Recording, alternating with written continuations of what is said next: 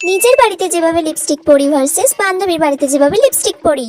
বাড়িতে বসে থেকে থেকে ভালোই লাগছে না, যাই একটু পিয়ালিদের বাড়ি থেকে ঘুরে আসি। এত ঠান্ডা পড়েছে, মুখটা কেমন শুকিয়ে শুকিয়ে গেছে।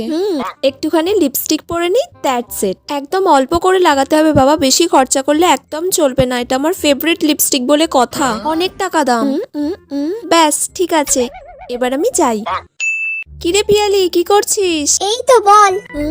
বাবা পিয়ালি, তোর কাছে কত ধরনের লিপস্টিক রে, একটা লিপস্টিক পরবো রে। পরবি? হ্যাঁ পর ওয়াও, তাহলে। কি সুন্দর সুন্দর সব শেড।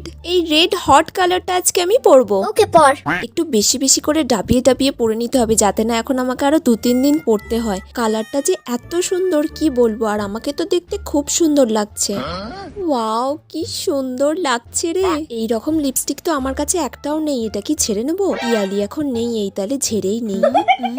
ঠিক আছে রে, আসছি পিয়ালি। হ্যাঁ আয়।